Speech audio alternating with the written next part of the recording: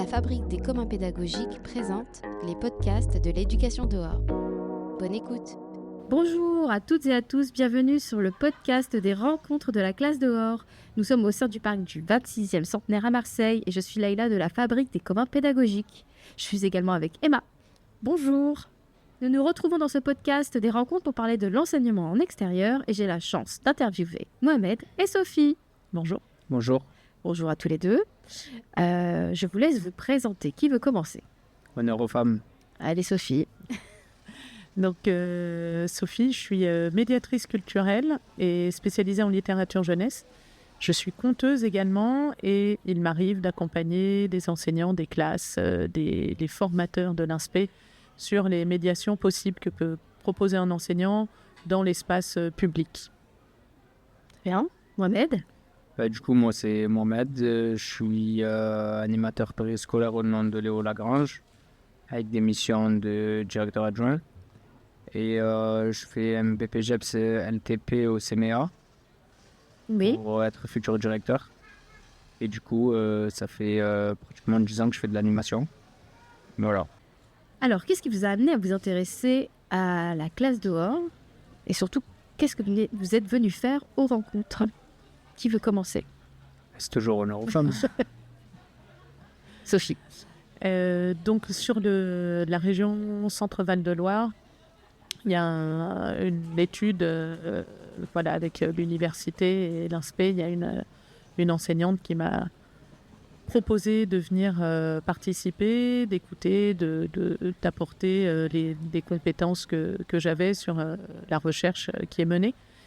Et les journées d'aujourd'hui et jusqu'à dimanche, samedi, jusqu'à samedi, sont l'occasion pour moi de venir et d'écouter, de voir ce qui se fait et de pouvoir proposer aussi des projets sur les communes, sur les écoles, en lien vraiment avec une actualité qui me semble très pertinente pour faire évoluer en tous les cas l'enseignement, l'accès à l'éducation, tout ça. Mohamed ? Du coup, moi, je suis venu auprès du CMEA qui nous envoie ici jusqu'à 17h. Et du coup, moi, j'aime bien d'autres divertissements. Et aussi, pourquoi pas m'intéresser au projet peut-être que vous proposez. Pourquoi pas essayer de me lancer sur un projet avec des enfants qui peut-être peut leur intéresser. Et du coup, j'aimerais bien qu'ils vivent autre ce qu'ils vivent à la maison, à l'école. Ok, très bien. Est-ce que vous pouvez nous parler de ce que vous avez déjà mis en place tout ce qui concerne... Oui. Oui. Alors vas-y. Moi, j'ai déjà mis en place un projet autour de la mixité filles-garçons.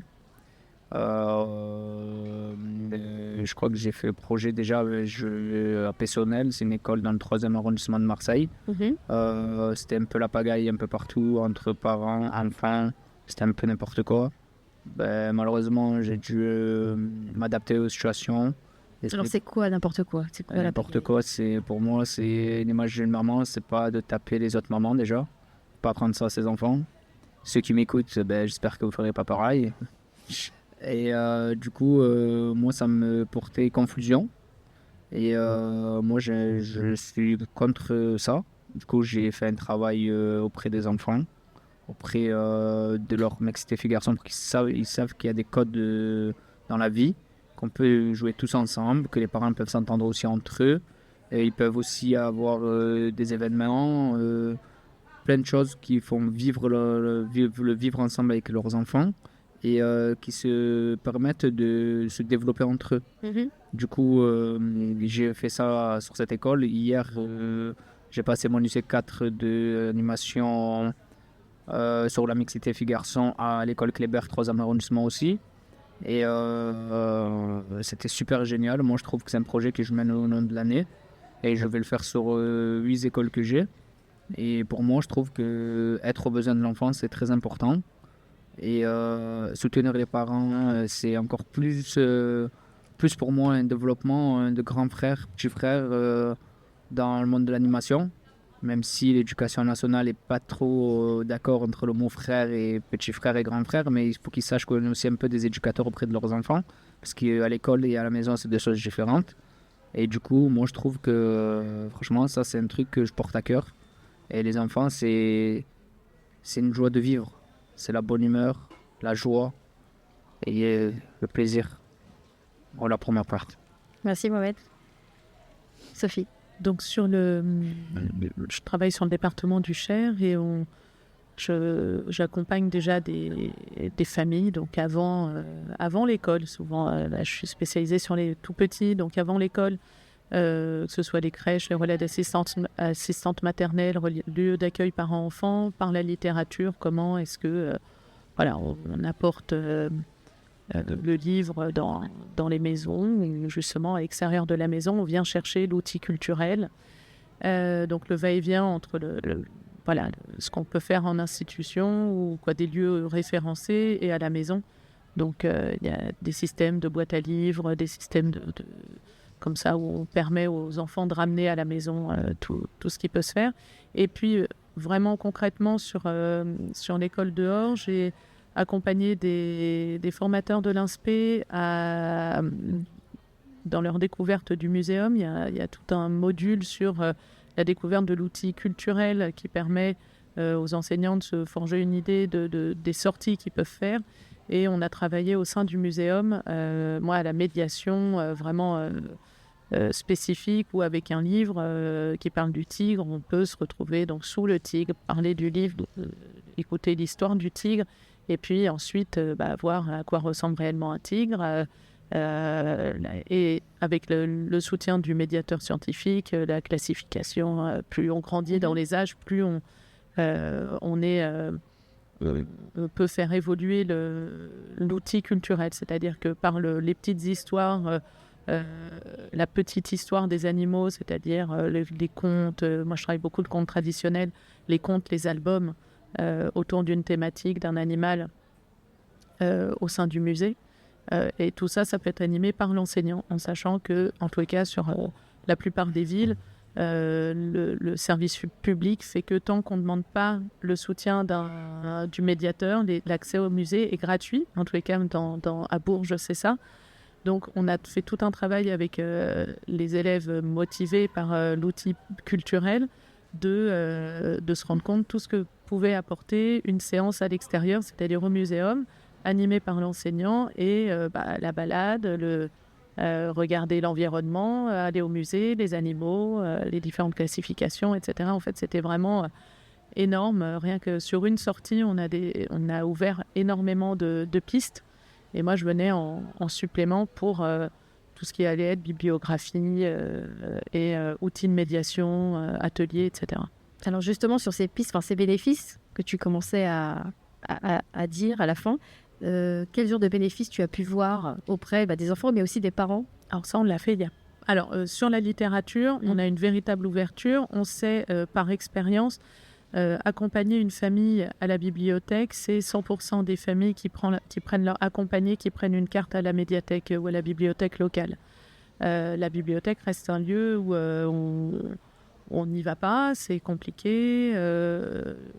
Les chiffres montrent que si 50% des foyers ont des livres, rares sont les foyers où des livres pour enfants, c'est pas forcément des livres adaptés, pas des livres pour les tout petits. Donc quand on travaille dès le plus jeune âge sur l'accès à la littérature, à la bibliothèque, ça facilite les choses quand même.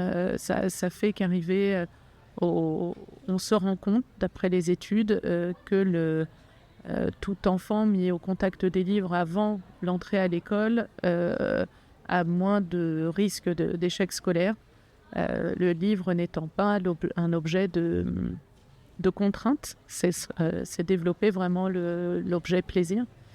Et on peut espérer qu'arriver à l'école, en tous les cas, le livre devienne un objet de plaisir, qu'il y ait une continuité en tous les cas. Et ça, on voit dans des familles où les enfants n'y allaient pas, le fait d'entrer par la voie du bébé, que le bébé soit la porte d'entrée à l'outil culturel, ça fonctionne. Mais il faut accompagner et médiatiser. Et toi, Mohamed, sur ce que tu as mis en place sur la mixité, est-ce que tu as vu déjà des bénéfices auprès des enfants et des familles? Oui, j'ai vu un énorme changement auprès des parents et des familles. Tout se passe bien à présent. Et je pense que... C'est moins la pagaille. Déjà, c'est moins la pagaille. Et je pense que ce que j'ai mis en place et proposé, ça a donné du chemin. Il y a un but, il y a une fin. Et je pense que j'ai pas fini de travailler. Chaque jour, j'apprends de mes erreurs. Oui. Donc du coup, je vais au bout de mes objectifs. Je suis quelqu'un qui croit en moi. Quel genre d'erreur? Parfois, quand on est dans l'animation, on a tendance un peu à se lâcher dans notre posture professionnelle, comme toute jeune personne. Celui qui n'a pas fait d'erreur, c'est un mensonge. Et du coup, on s'améliore chaque jour. On essaye d'être professionnel et être irréprochable. Et du coup, d'avoir un lien avec les parents et les enfants, c'est super génial parce que je rencontre des parents qui m'appellent pour le suivi de leurs enfants qui sont en 6e maintenant et que ça se passe super bien, qu'ils ont des super notes et moi, ça me fait super plaisir. Et je trouve que les parents sont souvent investis quand on propose des très grandes activités. Ils demandent même de faire des repas, de nous aider, de participer aux activités, de ramener leur famille. Et tout ça, ça fait que c'est une joie de vivre pour moi. Franchement, c'est riche en émotions. Et je trouve que l'enfant et les parents, c'est quelque chose que, franchement, il n'y a pas beaucoup. Surtout dans le 3e arrondissement, nous sommes un peu le quartier un peu pauvre. Du coup, on n'a pas souvent des éducateurs ou d'autres personnes qui nous accompagnent pour aider les jeunes à bouleverser de leur vie. Parce que j'ai l'impression que de nos jours, maintenant, les jeunes, ils se lâchent. Ils ne savent plus où aller à cause du manque de travail, du manque d'animation, du manque d'éducateurs. Parce que moi, je pense que si on mettrait en place des projets, des activités en dehors de l'école, découvrir d'autres personnes, je trouve que ce serait super génial. Et moi, c'est quelque chose que, franchement, j'aimerais bien m'investir là-dessus, quoi. C'est quelque chose que je porte vraiment à cœur et j'espère un jour vous revoir et vous dire que peut-être j'ai réussi. Ce serait chouette. J'espère. Alors, vous venez de nous citer de nombreux bénéfices, des effets positifs, mais malgré tout, est-ce qu'il y a des freins à la mise en place de ces projets, de ces pratiques? Vous avez rencontré, oui, Mohamed? Moi, j'ai eu des freins peut-être au début, ça passait pas du tout, peut-être avec les parents, parce que j'étais un animateur, mais j'avais une posture, j'avais peut-être des habits de mec de quartier. Du coup, c'est pas parce qu'on s'habille quartier qu'on est voyou. Malheureusement, il y en a, ça porte à confusion. C'est quelque chose que tout le monde connaît maintenant. On a Marseille, faut pas oublier. Ouais. On a une casquette, des lunettes, on est voyou. Non, pas du tout. Si on s'occupe très bien de votre enfant, on n'a pas besoin d'être en jean, en costard pour être un très bon animateur. Il suffit juste de s'occuper de l'enfant, de lui montrer les codes et lui montrer qu'on sait aussi se respecter entre grands et petits. Le respect joue beaucoup. Oui. Moi, je respecte ce code-là, code de mon travail déjà personnellement. Et même s'il n'y avait pas ce code dans le monde du travail, moi je marche au respect. Donc un enfant il me respecte, je le respecte et tout va dans le même sens. Est-ce que tu sens qu'on a encore cette notion de respect qui est toujours Pas là Pas forcément. Moi je trouve que il faut encore travailler encore et je le dis bien et encore dans les écoles. Il faut vraiment travailler le comportement de l'enfant parce qu'il va suivre son grand frère, il va suivre son cousin. Malheureusement, c'est pas quelque chose qu'il faudra faire. Il faudra faire des bêtises en train de se balader dans le quartier, rien foutre. Je tenir les murs, c'est pas quelque chose que j'aimerais que l'un des enfants que j'ai eu le voir tenir des murs parce que ça me conviendrait pas. Je tirerais les oreilles, je me permettrais. Et c'est quelque chose que je veux pas voir du tout parce que franchement, pour moi, un enfant, il doit aller à l'image de ses parents. Moi, je suis allé à l'image de mes parents et peut-être que on a tous fait des bêtises, mais on s'est tous remis en question. Je pense que c'est quelque chose que, franchement, je porte vraiment, vraiment, vraiment à cœur. C'est quelque chose que, malheureusement, là, il n'y a même pas un mois, on a fait des Olympiades dans le 3e arrondissement de Marseille. Franchement, c'était incroyable. C'était très beau à vivre, très beau à voir. Alors, c'est des épreuves sportives? C'est ça. D'ailleurs, on avait du basket, du foot, on avait de la danse. Il y a des filles qui faisaient de la danse. On avait une course de relais qui était super géniale. On avait des personnes de la mairie qui nous ont félicités, en sachant que c'est pas souvent qu'on nous félicite malheureusement. Quand on fait des bonnes choses, malheureusement on se fait féliciter. Et là nous avons un projet danse qui arrive le 13 juin ou le 16, je sais plus exactement. Je vous invite à participer si vous voulez bien sûr. Du coup on va se lancer sur ça et nous on aime bien travailler avec eux parce que franchement on aime ce qu'on fait. Malheureusement on aime ce qu'on fait et Voilà. Nous, on est porteurs de l'enfant. C'est une joie de vivre ce métier-là parce que pour certaines personnes, l'animation, c'est tu fous rien, t'es quelqu'un, tu touches un salaire de misère. Moi, je travaille pas pour les sous. Oui, c'est pas de la garderie. Voilà, c'est ça. Mais moi, je travaille pas pour l'argent, je travaille pour le besoin de l'enfant. Si j'arrive à lui donner une éducation hors que ses parents, on va pas changer l'éducation des parents, ça c'est absolument pas. Mais lui donner un peu plus de maturité, c'est bien aussi. Et le faire savoir que dans la vie, il n'y a rien sans rien. Moi, je reviens de loin quand même, parce que j'ai quand même raté 2 BPGEPS. Et là, je suis né au 3e, mais j'ai quand même eu mon BAFA complet. Et du coup, là, je fais tout pour réussir et j'espère revenir avec un très grand projet que je vais mettre en place avec des familles, des enfants, des partenaires et leur faire vivre que le 3e, on n'est pas mort, on est vivant encore. Voilà. Merci. Sophie? Oui, il y a des freins. L'outil culturel n'est pas inné en tous les cas. Hein. Et la littérature à l'école reste des fois un peu vraiment l'apanage de l'enseignant et peu d'enfants peuvent prendre un livre pour lire quand il a fini son exercice, etc. Il n'y a pas ce réflexe et c'est dommage. Moi, je trouve qu'il y a vraiment des ficelles à tirer là-dedans sur des formes de livres différentes, des formes de savoirs différents. On peut tout à fait intéresser un enfant à la lecture parce qu'on va prendre un livre sur les camions, qu'il adore ça et qu'il va falloir maintenant qu'il lise le livre sur les camions.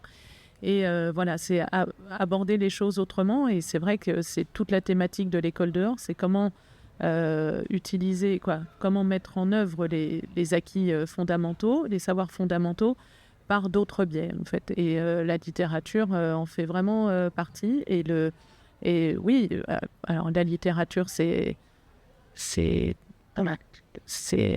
accessible, on va dire, dès qu'on rentre au musée, dès que là on rentre encore dans une autre démarche où vraiment le chemin peut être encore long. On a sur l'INSPE de Bourges, il y a beaucoup d'étudiants qui sont originaires de la ville qui n'étaient jamais venus au musée.